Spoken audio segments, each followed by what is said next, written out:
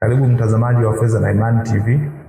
Leo tuna somo zuri ambalo tunaenda kuangalia fursa za uwekezaji ndani ya sekta ya kilimo ambazo kijana anaweza akazifanya na kuwa bilionea.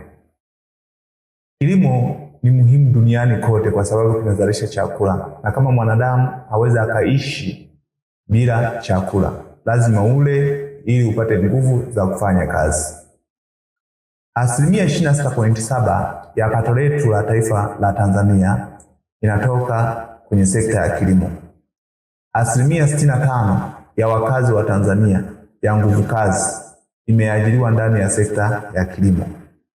Asilimia 30 ya mapato yetu ya nje ya Tanzania yanatokana na sekta ya kilimo. Sasa leo tutaenda kuangalia fursa ambazo kijana anaweza akazifanya ndani ya kilimo na akawa bilionea. Kabla ya kuendelea, kuna aina tatu za kilimo. Kuna kilimo cha nafaka, kuna kilimo cha mboga za majani, kuna kilimo cha matunda. Kilimo cha nafaka mfano mpunga, mahindi na korosho na vitu vingine. Lakini kilimo cha mboga za majani mfano kuna mchicha, kuna hizo maboga, kuna chainizi na vitu vingine. Lakini kilimo cha matunda kuna maembe, kuna maparachichi, kuna mapapai, vyote hivyo ni vilimo vya matunda. Na leo sasa tunaenda kuangalia sasa fursa za uwekezaji ambazo kijana wa Tanzania una uwezo wa kuzifanya na ukawa bilionea. Na tutaenda kuangalia mifano waliofanya wakawa bilionea. Kila sekta tutakuwa tunaangalia. Fursa ya kwanza, unaweza ukawa mkulima. Wewe kama kijana unaweza kuwa mkulima. Na hapa kama utakuwa mkulima, maana yake uchague kuwa mkulima ambaye ni wa kisasa, ambaye ana ubunifu, ana maarifa na ujuzi wa kutosha kuhusu kilimo cha kisasa. Na kilimo cha kisasa ndicho ambacho kinazalisha mazao yenye tija duniani kote sasa hivi. Kama utalima traditional kama walivyokuwa nafanya wazee wetu zamani, maana yake mazao yako yatakuwa hayana tija na hayatakuwa mengi, maana yake yatakuwa ni madogo kwa sababu yatakuwa yameshambuliwa na magonjwa ya kutosha. Sasa basi, kama utaamua kuwa mkulima, kama hujasomea kilimo, unaweza kutafuta mtu ambaye ni expert kwenye kilimo akakufundisha namna ya kufanya kilimo cha kisasa. Lakini pia hebu tuangalie mfano sasa, mtu gani ambaye ni mkulima akatoboa kimaisha. Sababu sisi vijana sasa tunachukulia kilimo kama ni kitu ambacho akiwezi kumtoa mtu kimaisha. Kuna jamaa mmoja anaitwa Chenge ambaye ni Tanzania kabisa na ni mtu wa Bariadi kule. Alikuwa mbunge kipindi fulani. Huyu jamaa analima kilimo cha mpunga kule Mwanza, sehemu moja inaitwa Angashi pale Magu. Yeye amewekeza kwenye kilimo ambacho ni cha mpunga tu na ni kilimo ambacho ni cha umwagiliaji. Ametengeneza mabomba kutoka kwenye ziwa Victoria mpaka kwenye eneo lake, kwenye shamba lake. Ule mradi nimeutembelea kabla mara 4. Nikaangalia, nikasema tungekuwa Watanzania tukipata hata vijana 5 wa namna hii au taifa letu likuwa na kilimo cha namna hii, maana yake hakuna maskini ambaye anaweza kupatikana Afrika. Maana yake nini sasa? Kilimo cha umwagiliaji kitakusaidia iwe ni kiangazi, iwe mvua haijanyesha, maana yake wewe utavuna mazao. Na hapa mnaweza mkaungana watu 5, watu 7, watu 8 ambao mnaaminiana, mkaungana, mkatafuta eneo kama ni kununua. Na sasa hivi Wizara ya Vijana imeshaanzishwa, inatoa mikopo ya kutosha kwa ajili ya kusapoti vijana. Na kwenye sekta ya kilimo kuna mikopo ya kutosha ambayo imetolewa kwa ajili ya vijana. Kwa mkiungana, mkaamua na mkanuia na mkadhubutu kuwa na kilimo ambacho ni cha kisasa, mkatafuta maexpert wa kilimo wa kuwashauri vizuri, mna uwezo wa kutengeneza hela za kutosha kwenye sekta hii ya kilimo. Acha mchezo kabisa, kuna hela za kutosha mno. Lakini pia fursa ya pili, wewe kijana ambaye unaweza kaifanya kwenye sekta ya kilimo, una uwezo wa kuwa mfanyabiashara wa mazao ya kilimo. Na unaweza kujikita eneo lako, labda kama ni matunda uwe specific, labda kama ni nafaka uwe specific, labda kama ni mboga za majani uwe specific. na unakuwa mfanyabiashara, unakuwa unatoa kwa mkulima unapeleka kwenye soko. Soko linaweza kuwa ndani ya nchi au nje ya nchi. Kwa mfano, labda umetoa labda tuseme maparachichi Iringa ukapeleka Dar es Salaam, hilo ni soko la ndani ya nchi. Ukitoa maparachichi ukapeleka Kenya, ukapeleka nchi zingine za Afrika au huko Ulaya, maana yake hilo ni soko la nje ya nchi. Sasa tuangalie soko la ndani ya nchi lina faida pia na lina fedha pia, lakini uwezo ukalinganisha na soko la nje ya nchi. Kwa wewe kama kijana unaweza kaamua sasa hivi kutengeneza kampuni lako ambalo litakuwa ni la usafirishaji kupeleka hata kama ni mazao nje ya nchi. Kitakachotakiwa uwe na visa, uwe na leseni na cheti ambacho kitakuruhusu kusafirisha mazao nje ya nchi. Na hapa utakuja ugundue kwamba hata watoto wa watu wakubwa wanafanya. Kwa mfano kama Rostam Aziz anafanya, mtoto wa Rostam Aziz anafanya hii kazi ya kuuza matunda, especially hii amebezi kwenye maparachichi, anatoa Iringa anapeleka nchi za nje huko. Kwa ni fursa. Sasa hivi kijana usibweteke. Anzisha kampuni, muungane watu kadhaa, mna uwezo wa kuanza kusafirisha mazao yenu hadi nchi za nje kule, na pesa mtapata za kigeni ambazo ni pesa za kutosha mzikonvert hapa Tanzania. Na pia hapa sasa ambacho unaweza ukafanya pia kama ni soko la ndani, maana yake sasa utaamua wewe, labda kama ni Mwanza unapeleka, labda kama ni wapi, labda kama ni Dar es Salaam unapeleka, pesa zipo za kutosha na mamilioni ya kutosha hapo na hela zipo za kutosha.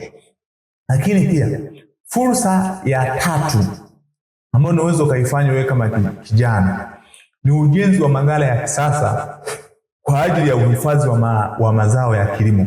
Unajua sasa hivi kuna uharibifu mkubwa wa mazao ya kilimo, especially kwa mfano matunda. Ukitembelea kwenye masoko makubwa ya miji mikubwa, uende Arusha, uende Mwanza, uende Morogoro, uende Dar es Salaam, uende Iringa, utakuta matunda mengi sana wanamwaga. Kwa sababu ya nini? Kwa sababu ya ukosefu wa maghala ya kisasa ambao yana uwezo wa kutunza yale matunda yasiharibike mpaka yatakapouzwa. Kwa nyie kama vijana mnaweza ukaorganize watu kadhaa, mkaanzisha kampuni lenu ambalo la maghala Core Limited, mkaliita nyewe wenyewe mtakavyoita, mkachukua mikopo sasa hivi kwa ya kutosha, hata kama ni mikopo serikalini ambayo sasa hivi tunafadhiliwa sisi kama vijana, mkaungana. Mna uwezo wa kuamua kutengeneza maghala kila mkoa, mkajikita tu kwenye maghala na pesa zikawafuata za kutosha na hela zipo nyingi za kutosha. Kwa hiyo kama kijana amua, uangalie ni wapi ambapo naweza nikamudu, ni wapi ambapo naweza nikaingia. Tafuta marafiki ambao wako vizuri, mfanye kazi kama timu, maisha yataenda vizuri na uchumi utakuwa vizuri. Lakini pia fursa nyingine ya uwekezaji ndani ya sekta ya kilimo ni ujenzi wa mashine kwa ajili ya kukoboa mpunga au kusaga unga wa mahindi au wa lishe. Hapa kuna pesa za kutosha. Kwa mfano kwenye mashine ya mpunga hizi, ukienda maeneo ya Morogoro, Mwanza na kanda ya Ziwa kule, utakuta kuna matajiri wakubwa ambao wanamiliki mashine hizi za mpunga. Na hapa kwenye mashine za mpunga unaweza kutengeneza mashine zako ambazo sasa zina comprise vitu vyote. Mashine ya kugredi ambayo inatenga mchele na chenga, lakini pia na mashine ambayo inaweza kukoboa. Sasa lakini pia kwenye mashine yako unaweza pia kutengeneza ghala ambalo sasa mkulima akilima mchele wake ana uwezo wa kuleta kwako akahifadhi kwako, na ukaona charge kama ghala lako kama ni ghala kubwa linaweza kutunza magunia 10,000. Maana yake unakuwa charge tu tuseme labda desi shilingi 10,000 kwa mwaka. 10,000 mara 10,000 maana yake ni pesa ndefu sana, karibu milioni 100. Unaona? Kwa pesa zipo za kutosha hapa. Kwa mnaweza mkaungana vijana, mkaangalia maeneo ambayo sasa hivi wakulima wapo wa kutosha na hakuna mashine hazijafika, mkaanza kutengeneza mashine zenu, mkaanza kuwekezaji. Pesa zipo za kutosha ili eneo na pesa zipo za kutosha na mamilioni ya kutosha hapa. Lakini pia mnaweza kutengeneza hizi mashine za kukoboa mahindi au sio kukoboa mahindi, kusaga unga au unga wa lishe. Kwa mnaweza mkaangalia kwamba kwa mfano kama unga wa sembe una soko kubwa sana kwa upande wa Dar es Salaam, utakuta matajiri wakubwa, hata Mo Dewji anafanya kazi kwenye hizi kwenye sembe.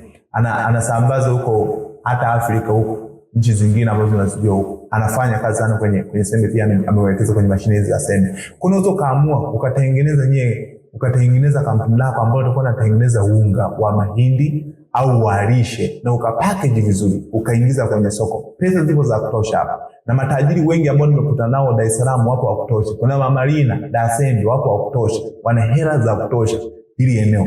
Kwa hiyo kama kijana, angalia eneo ambalo unaweza ukalimudu. Utafuta marafiki ambao unaweza mkamudu. Mkafanya kazi as a team. Unaweza kutengeneza hata kampuni, maisha yenu yakaenda vizuri tu. Acha kulalamika. Lakini pia ni uwezo wa kutengeneza kampuni la kutoa elimu ya kisasa ya kilimo. Hii nayo ni fursa nyingine kabisa. Unajua sasa hivi dira yetu ya taifa 2025 2050 inalenga sana kutengeneza elimu jamii iliyoelimika. Yaani Watanzania walioelimika, wenye ujuzi na maarifa na ubunifu wa kutosha. Kwa maana yake ni nini sasa? Ukitengeneza hili kampuni linakuwa linalenga kutusaidia sisi vijana kwenye platform za vijana, kutufundisha elimu ya kilimo ili tupate mazao yenye ubora na mazao ambayo tuvune mazao kwa wingi. Kuna uwezo wa kutengeneza kampuni yako ambayo ni ya kilimo, ukawa unatafuta ma-expert ambao wana uwezo wa kufundisha, unatengeneza mikutano yako ambayo na una uwezo wa kuandika hata vitabu ndani ya kampuni yako, unavisambaza mpaka huko vijijini, unauza. Pesa zipo za kutosha hapa. Kwa maana yake ni fursa wewe kwako kijana, uamue ni wapi uingie. Na hapo zipo pesa za kutosha. Na ukiangalia sasa hivi changamoto kubwa hata sasa hivi watu wanalima lakini mazao yanakuwa ni kidogo. Kwa sababu gani? Kwa sababu hawafuati elimu ya kilimo kama inavyotakiwa kwa sasa. Kwa kama wewe ukitengeneza kampuni la kutoa elimu za kilimo, maana yake itakuwa valuable mno na watu watalihitaji mno kokote kule. Na serikali pia italihitaji mno, inahitajika sana ile kampuni tengeneza. Lakini pia fursa nyingine ambayo unaweza kuifanya, unaweza kutengeneza duka la pembejeo za kilimo na ufugaji, ambapo sasa hapa unakuwa unauza zile dawa kama kwa watu wa bustani, kwa watu wa mahindi, kwa watu wa nini. Hili ni hata kama haujasomea, unaweza kufungua mkaorganize hapo, mkafungua hata kama ni nchi nzima, mkasambaza kwa kuzingatia zile law business ambazo nilizifundisha kwenye masomo ambayo yamepita, kama ufungue, utanue, uongeze mpaka uijaze Tanzania kwa maduka ya pembejeo za kilimo. Na hapo pesa zipo za kutosha. Pesa zipo za kutosha. Kwa unaweza kaamua ukafungua duka lako la pembejeo za kilimo na ufugaji. Maana sasa unakuwa unatuuzia sisi dawa sasa, kama ni wafugaji, kama ni wakulima ambao tutakuwa tunatutazia kwenye mazao yetu au kwenye mifugo yetu. Na hapa pesa zipo za kutosha. Uwe kama kijana wa Tanzania, changamkia fursa. Acha kulalamika kwamba upewe connection. Connection ni hizi. Mungu akubariki. Usisahau subscribe na kucomment na kushare kwa watu wengine.